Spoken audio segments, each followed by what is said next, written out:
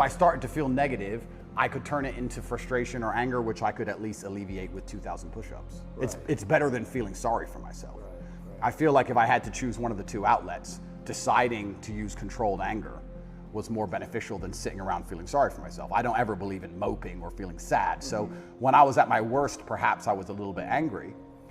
But then again, I also think I do that in my normal life. If I'm honest, I don't think anger is a necessarily bad thing. I think that misdirected anger is a bad thing.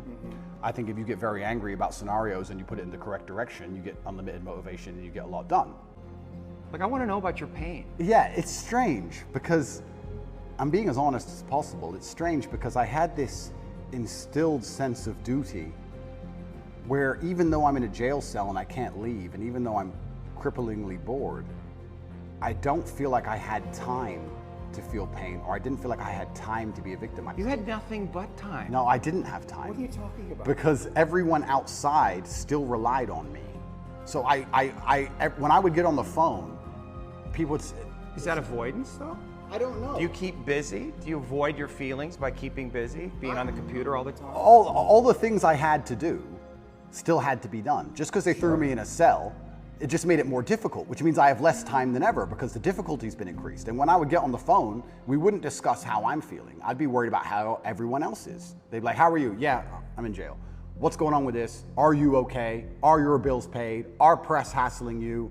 I was worried about fixing everyone else's problems from jail more than I was concerned about myself or my own mental well-being. And if I felt particularly, when I say pain is an awkward one. I don't know if I felt pain because I don't feel sorry for myself, and I've developed this mindset of such absolute accountability that even though what happened to me I believe was unfair, and even though I'm completely innocent, I didn't think, why? I didn't think, why is this happening? I didn't think, why me? I didn't think, oh, this is unfair. Like, none of these things crossed my mind. I was like, this is garbage.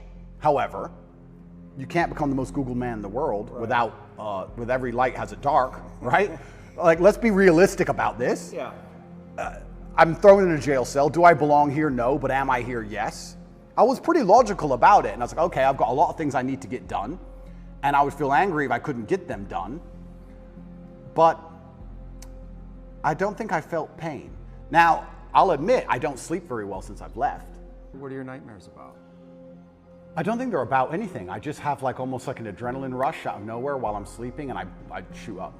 I bolt awake. No thoughts, no memories, no visions. Real thoughts, no real story. Fear, that's fear. I guess it is, yeah. If you're having nightmares, there must be some unresolved fear that wants to get worked out. I believe so, but then also, I love the idea of that. Of having unresolved fear. That sounds like the most interesting thing in the world to me.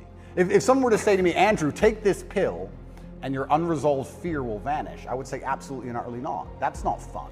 The fun is there's something in my mind which I don't have complete control or complete understanding of yet, and it's not detrimenting my day-to-day life really. Okay, I lose a bit of sleep, but this sounds like an interesting journey. It sounds like I'm in a new level of the video game and I've been thrust into a dark forest and I get to do something brand new, and I'm really genuinely not worried about it. You're not, yeah, you shouldn't be worried about it. It's just where you are. I'm not worried about it, and I'm also not like, oh, I need to fix this. I don't care. I'll have nightmares and I'll wake up and I'll either go back to sleep or I'll continue to work, and that's life. I mean, I psychoanalyze myself all the time, which is one of the main reasons I don't believe in therapy and psychoanalysis. You can't psychoanalyze yourself. Of course you can. I do it myself. You don't think that's hubris?